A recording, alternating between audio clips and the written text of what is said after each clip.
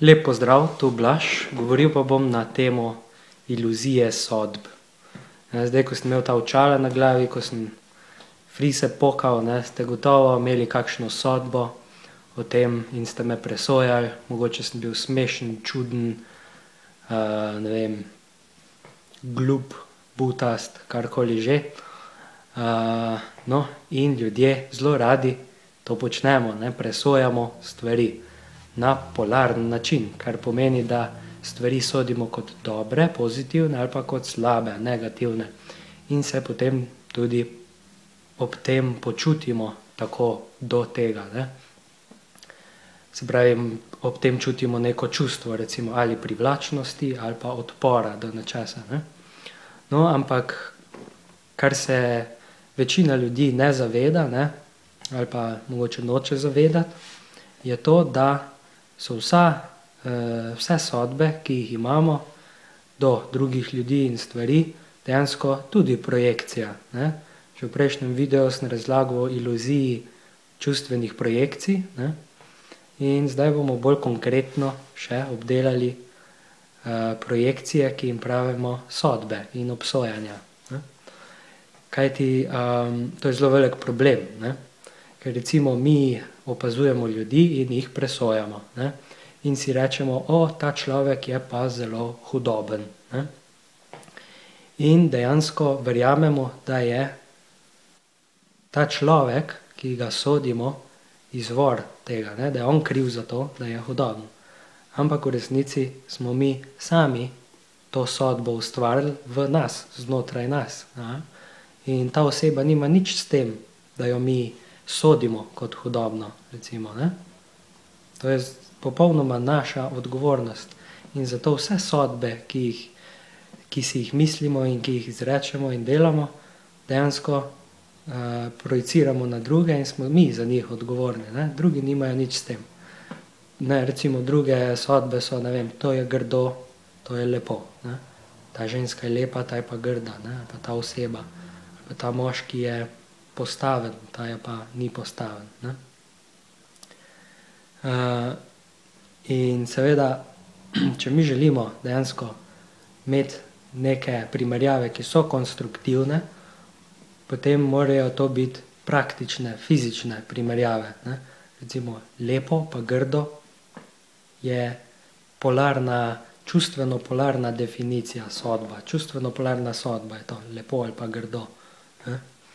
Če pa mi rečemo, ne vem, ta oseba je višja od te osebe, to pa je praktična primerjava, ki je sprejemljiva in ki v resnici drži. No, in ko smo že pri teh sodbah, ljudje pač sodimo vse povprek in krivimo potem druge, da so oni krivi za te sodbe naše, ki jih mi sami ustvarjamo. In s tem ustvarjamo konflikt. Najprej znotraj sebe ustvarimo konflikt in čustva, recimo čustvo odpora, čustvo jeze, kakršnokoli čustvo pač že ustvarimo poleg sodbe ob tem, ko nekoga sodimo. In s tem seveda se ravnamo sebično, ker kot se že razlagam ves čas, je ravnanje, kadarkoli svoje ravnanje temeljimo, baziramo na svojih čustvih, smo sebični. Tako smo tudi sebični vedno, kadar sodimo ljudi čustveno, na podlagi nerealnih, nepraktičnih primerjav. In to je seveda nesprejemljivo, in to na tak način se ljudje med sabo manipuliramo, še posebej mediji in medijske hiše svetovne nas manipulirajo, skozi reklame, skozi politične ideje, ki jih vcepljajo po televiziji. Tako recimo zdaj, ko je modern terorizem, o katerem sem tudi že govoril v prejšnjem videu, recimo zdaj se vzpodbuja to, da ljudje na Zahodu sodijo, da bi čim bolj sodili muslimane in islam in vse, kar ne sovpada z zahodno logiko. In potem, pač ko se zgodi nek terorističen napad, najprej zato ukrivijo seveda muslimane, potem pa spodbujajo ljudi, da bi v sebi ustvarjali sodbe o teh ljudeh, ki niso sprejemljive, ki niso realne sodbe, ne, v smislu, ta človek je višji od tega človeka, ker sem zmeril in je razlika 3 centimetre, ne. Ampak te sodbe naše temeljijo na tem, ti ljudje so zlobni, zato ker je nekdo, ki je član muslimanske vere, izvedel teroristični napad. Ne? In seveda mi vse te informacije enostavno pogoltnemo iz televizije, ne? Brez da bi se vprašali, recimo, kdo je podal to informacijo, ne? A je to sploh res, da je ta oseba musliman, a je sploh res to, kaj govorijo po televiziji, ne? Kakšen je namen tistih, ki te informacije podajajo, ne? Zakaj nikoli ne grejo osebno do človeka, ki je izvedel recimo napad in ga povprašajo tako javno, odkrito, ne, kako se počuti, kakšna je njegova življenjska izkušnja, zakaj je naredil to, kar je naredil, ne. A je bil za to plačan, kdo ga je na to nagovarjal in podobno. To se nikoli ne zgodi, ne. Vedno te ljudi pobijajo ali pa kakorkoli drugače pospravijo, ne, in jih nikoli ne vidimo, ne. Nikoli se z njimi nimamo priložnosti pogovarjati, ne. Ker pač seveda je veliko lažje, da enostavno nam po televiziji in po medijih servirajo neke predpripravljene informacije, ki jih mi potem pogoltnemo in na podlagi teh informacij si potem začnemo ustvarjati razne sodbe, ne.